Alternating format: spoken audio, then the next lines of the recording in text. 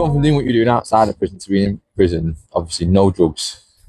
You're eating, say healthy, relatively healthy. Yeah. But you're doing all this physical exercise as well. Did someone switch and think, I like how I feel.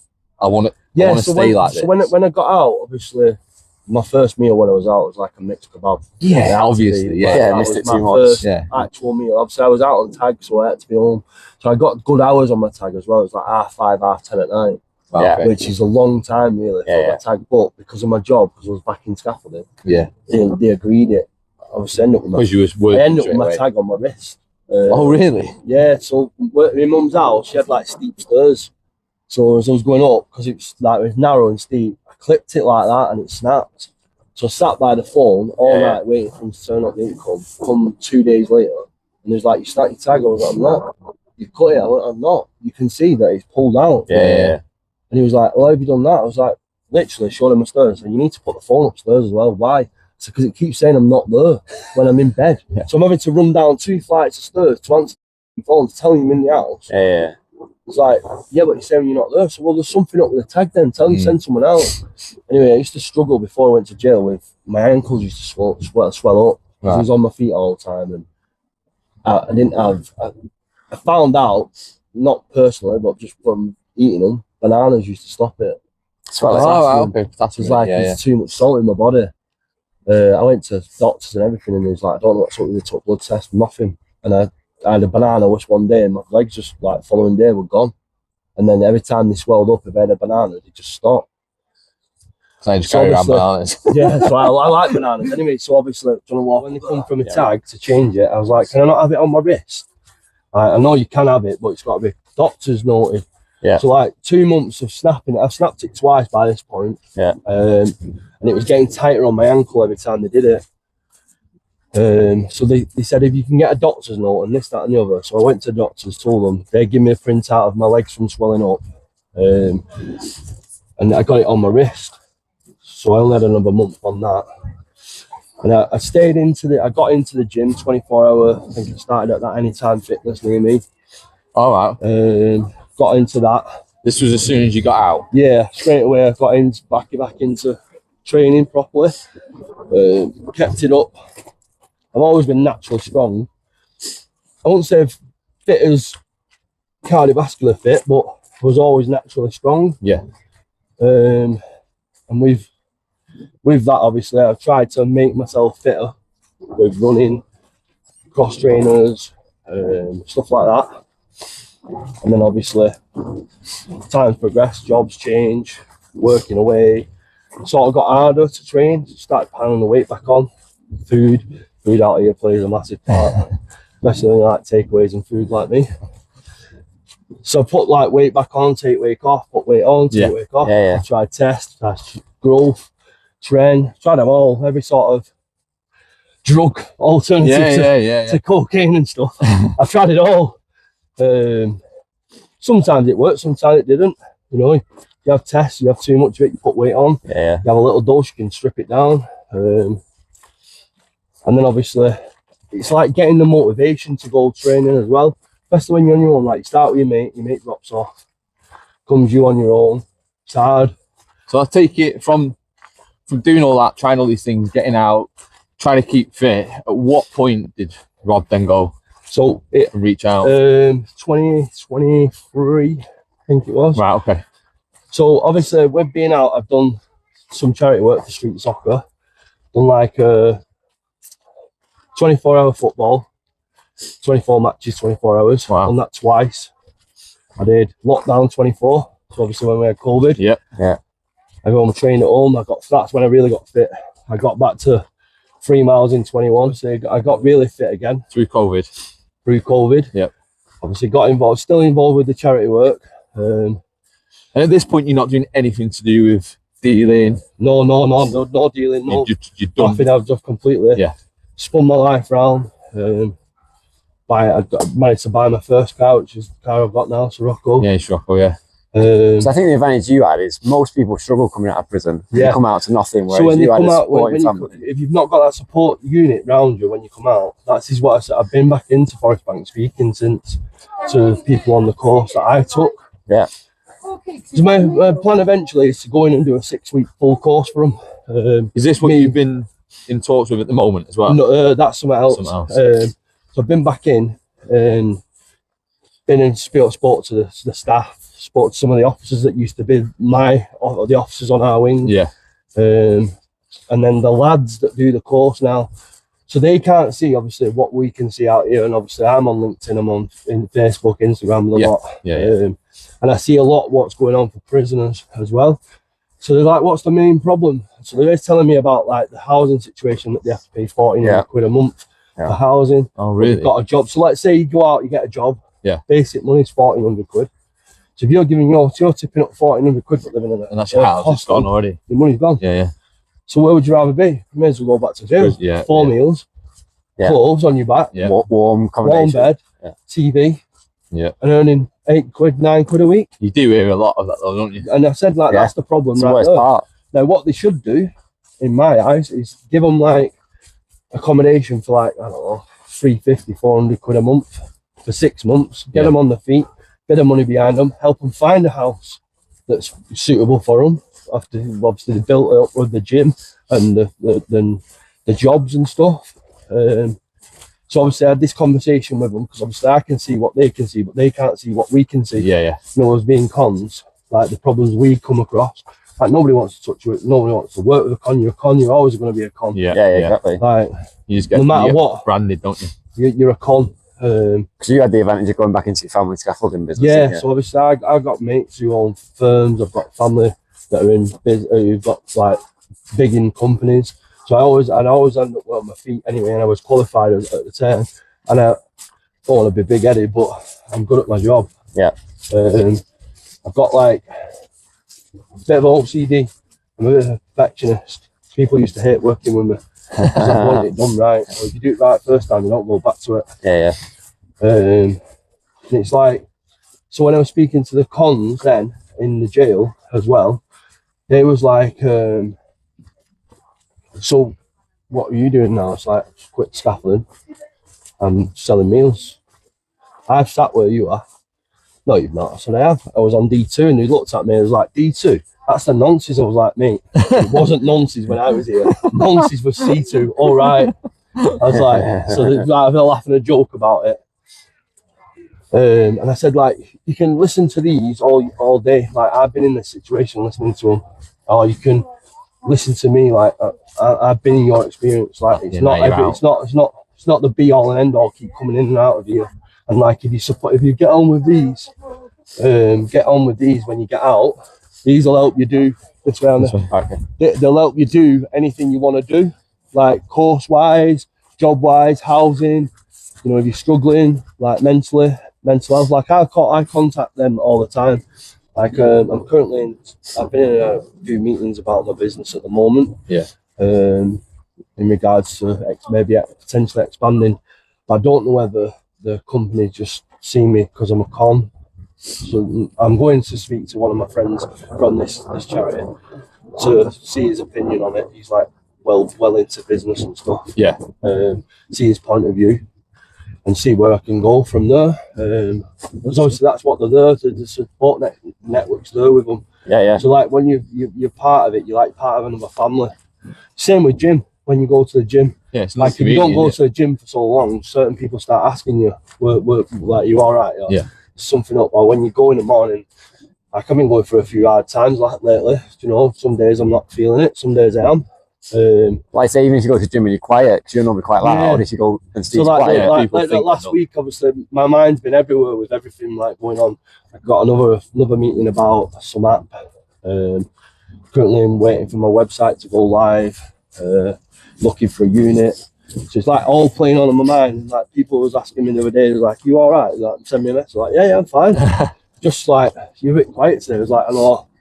So just like gets noticed. It's nice that it gets noticed. Though. That's the point, isn't it? Yeah. And like it's good that people do notice things like that. And like it's a support group that you've got. Yeah. With going to the gym, especially like there's the park as well. Yeah. And obviously. So my ventures like with the thingy meals, so that'll work in with my PTing as well at some of course point. you will. Obviously, I'm qualified PT as well. Anyone who's looking for a course, get on to Hello Fit. Saying what's it on? What you under on socials? Is it Buffalo? Project Buffalo. So that was like a thing. Me and a couple of my mates in jail used to call each other. So like I was Big Buffalo, there was another Buffalo, right. Little Buffalo. You know, so it was like always a thing. So that's your PT. So if anyone's interested, I say I'll put everything in the description. But definitely hit Ste up for anything and like that. I've got three clients at the minute. Down here. Yeah. 3 clients at the minute doing just little just trying it out for me as well. So it's a bit of portfolio work. See how they get on. So like one girl's trying to lose and tone up. One girl's just trying to lose fat and mass. And then I've just got another one starting on Monday. She's still pretty strong, but she wants to get stronger and leaner. So obviously I've set them up. One's got meals and involved in a package. Obviously I get all the calories and that sorted and the macros, so they know where they're at to be eating and what to be eating and when to be eating and stuff. The training plans are all in order. Just to try and get myself a bit of like work-based evidence, as they say, innit? Yeah, no, obviously it works well with my meals as well. Obviously I'm in the process of starting a nutrition level 4 as well. Right, okay. Which is another course for me, which not that I've got enough for it. I mean, I come out of jail with 17 qualifications. Oh, from being in there. Just touching back on prison life. I was going to say, there's a few questions you had, didn't you, on this? Yeah, just touching on prison life. Is it intimidating? It can be, yeah. I think it's different for someone like you, Steve, because obviously you're such a big presence anyway. But see, I had a couple of different pad mates. I was padded up with. It was the first one. I can't remember what the first one was. I padded up with a lad for about a week, and then he got out. Yeah. And then I was padded up with my mate Ash, winging up. He moved into another pad with another lad, so I got in with a lad from Bolton who was next door to me anyway. And then they got like an old man on. I was like, you know yourself, I'm a dead silent person. Yeah. By this point, my supportive side and just my general presence was out there then, you know, how I was, you know, because obviously I'd settled in. I knew everyone on the wing, everyone got on with me, I got on with them. And like there was multiple different styles of people as well. Yeah. Like you find in the gyms, you know, like some of them were big time drug dealers, some of them have been in for murder there for years or assaults, and like they were just so sound. Like there was one lad just got in a fight like he self-defense, done for manslaughter. Yeah. Do you know? Yeah. 10 years in prison. Wrong place, wrong time. Yeah. Do you know, just for protecting himself, but because he's done whatever he did, back to jail. So was the like you say, going back to Andy made the point of like being intimidating, was the stuff that that goes on in prison like you hear about on the outside and you think, yeah, does that actually happen? Or so when you see so we watched the trying to stab each other. So you do get it on wings, don't get me wrong, like I've had a few lads try it with me. Oh really? Yeah. So you had hits out on you on the wing? Yeah, such. I was on survey at the time, so here we go. I was on survey at the time, and they'd run out of food on the survey, so I was like, anyone who's had food, because they used to come back round for seconds and so this is you just working like that? Yeah, so I was dishing out, and like the people who hadn't had the food come to the thing and like kicking off. I was like, if you had your food, wait here. If you've not, fuck off. Who you telling fuck off? So I was like, have you had any meals? And he was like, no. So well, I'm not talking to you then, am I? So anyway, goes to the gym. Me, my mate Will, and another lad. And Will's winding me up in gym. After I've sorted all the meals by this point anyway. Yeah. So I goes to the gym and he's like, I can't believe you let that 21-year-old lad put it all over you. Can't believe you put it all over you, you did nothing. So he's like winding me up. Winding me up. Anyway, this lad's threatened to stab me. What, because of this? Yeah, because you're doing your job. Because I was doing my job and telling not him, telling everyone else who'd had food. Like, so I was like, you've had your food, so what's your problem, sort of thing. So this lad was just coming back because he wanted more? No, he's not had no food, so everyone else. Okay. I was like, So he threatened me to stab me up. So I'm like, you can't believe like put him all over you. So I'm not doing bench press in the gym.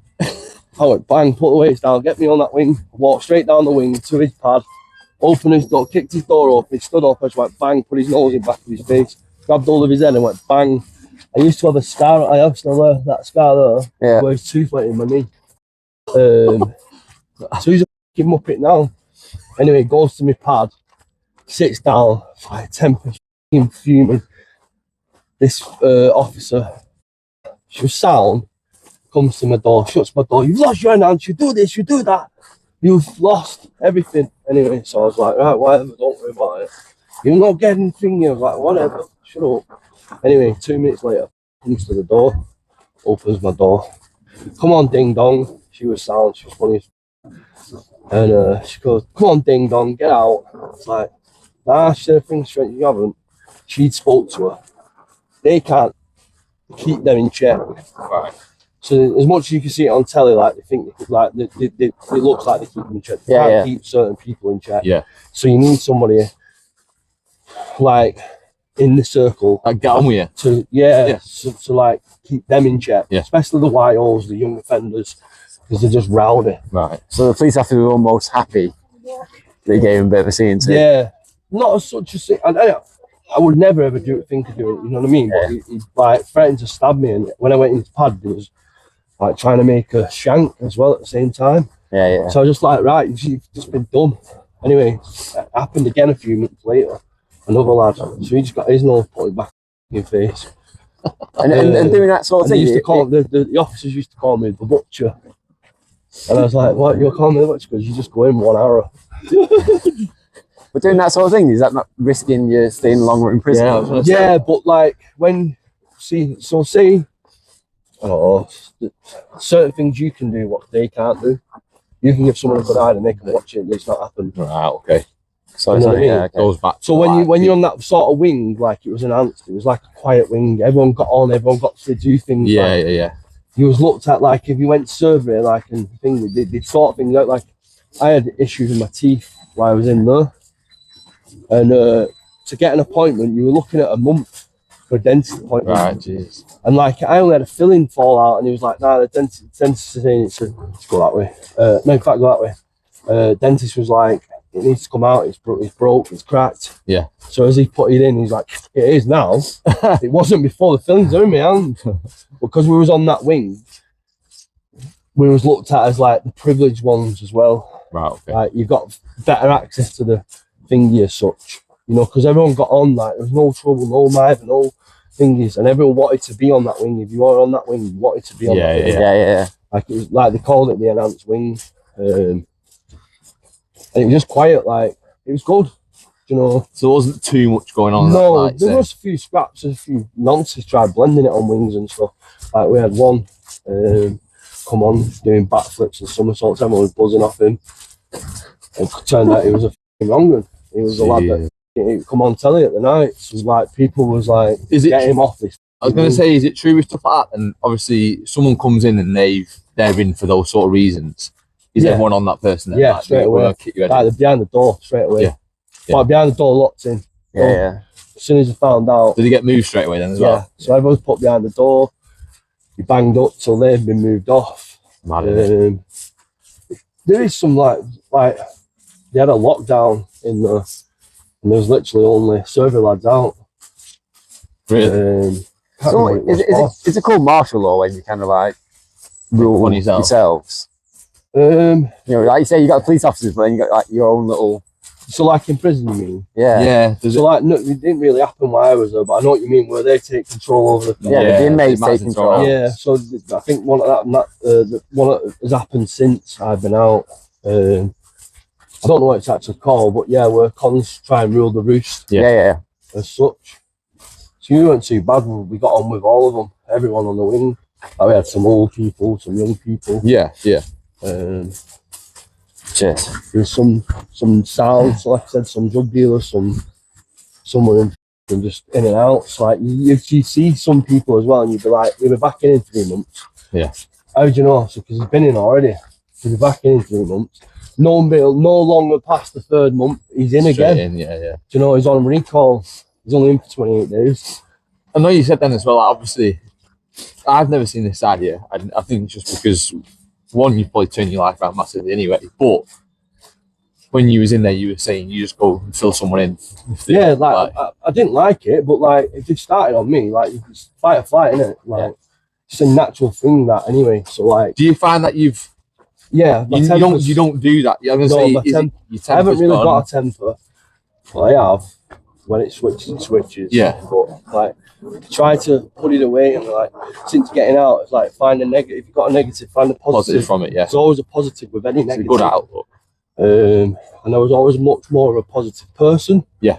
Especially since life's too short to hold grudges as well.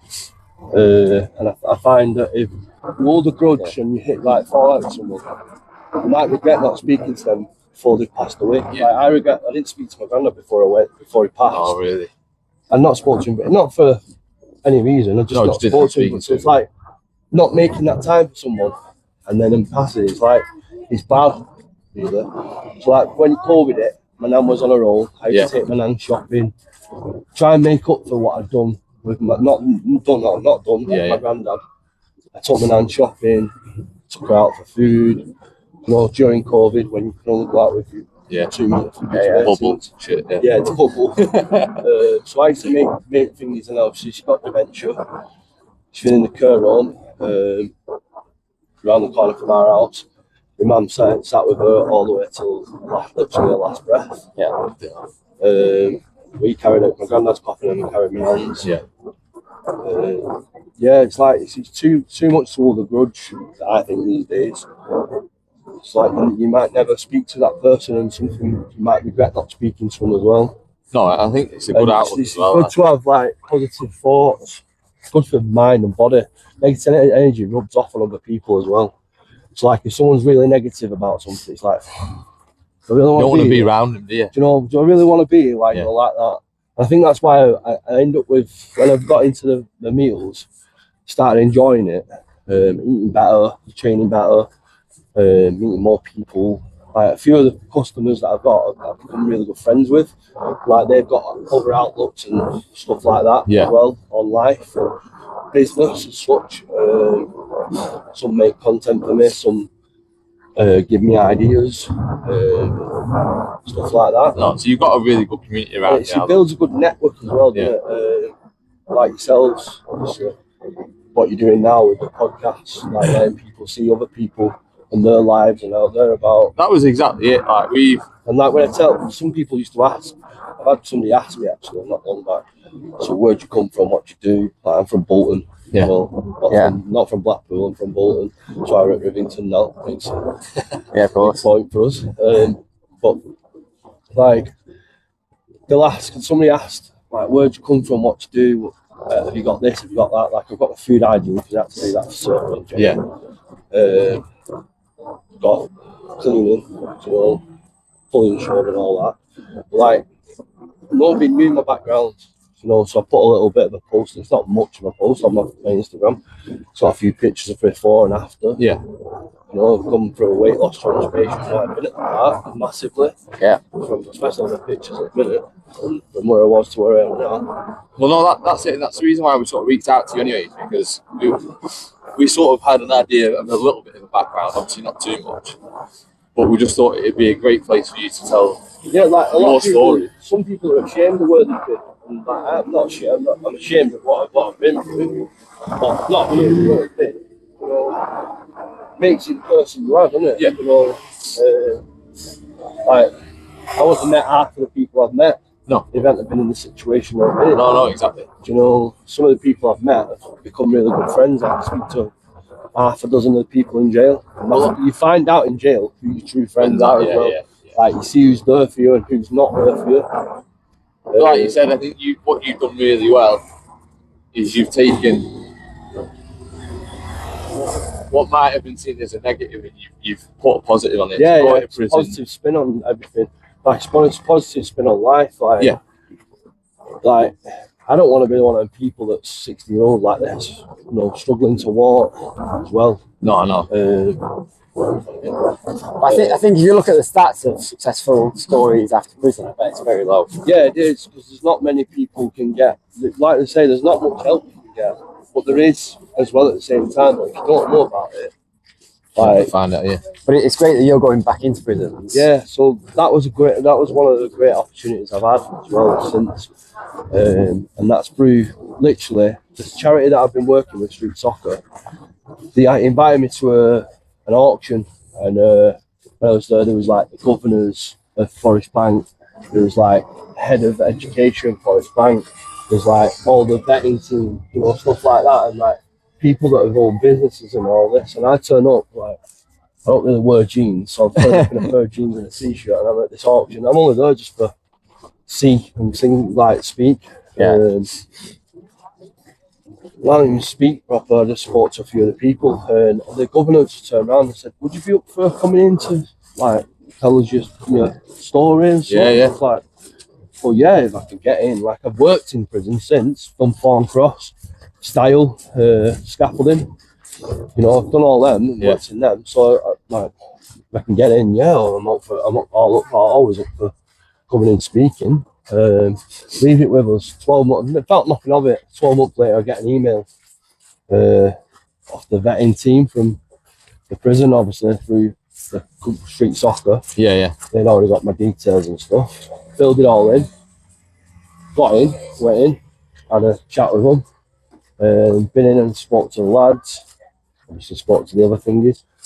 Would you be open to coming in more often? Like, at the time I was still scaffolding and I was selling meals.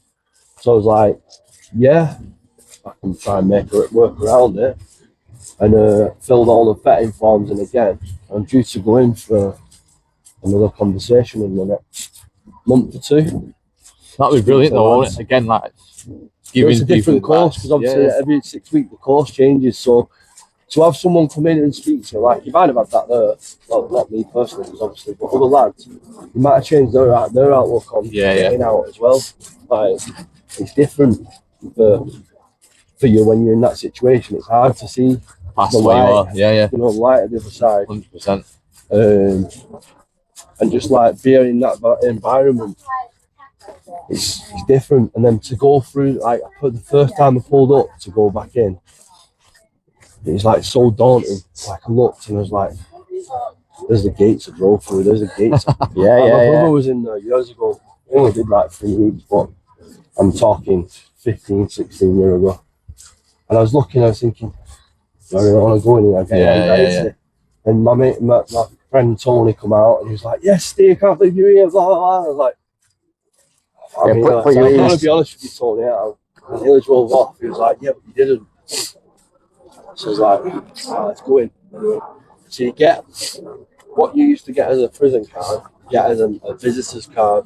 So it was like, to look at my picture from then to now on this visitor's card, I was just like, wow. What changed? It's like what journey.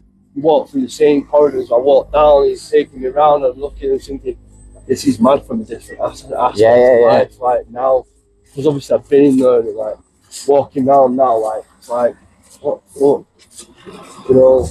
I suppose it's a good reminder though, isn't it? Yeah. So you don't get complacent in life. You know, for me, for how far I've come as well. Yes. It's massive achievement. Well, so we're coming back to the start now of where we finished. Normally we ask our guests for fitness advice, but I think in your case, I think you give everyone enough life advice. Yeah, life advice. I think probably the way. So take your time, have a think about one piece of advice you give people in life. Yeah. Take the positive out of them. Take the positive out of negative. Obviously, every situation you can think of, there's always a positive. I think that is a good thing. You broke down, you're having a minute. Chill out, don't worry about it. Someone will come and sort you out. You know what I mean? You're having a breakdown in life, go speak to a friend. Speaking to someone always helps. Definitely, there's a positive, always a positive with any negative in any life situation. I agree. I've been to jail, come out the other side. Your own business. Behind that four walls, gained more qualifications than I ever thought I would. Yeah. Do you know what I mean? Met some great people, you know, along the way. Changed my career in general altogether. Like, gone from scaffolding to food, now to looking at going into PT as well. which is another career path that I never ever thought I'd have. You know, and obviously I've still got a chance to go and do my FA level 1 coaching football. You know, it's a big thing. It's definitely always a positive in every negative situation. Well, I just want to say a massive thanks for coming on the pod, Man. and like sharing your story, because it's not something everyone might want to talk about, and you've been happy to give us absolutely everything. So it's been brilliant. Yeah, from day one. So yeah, mate. thanks, mate.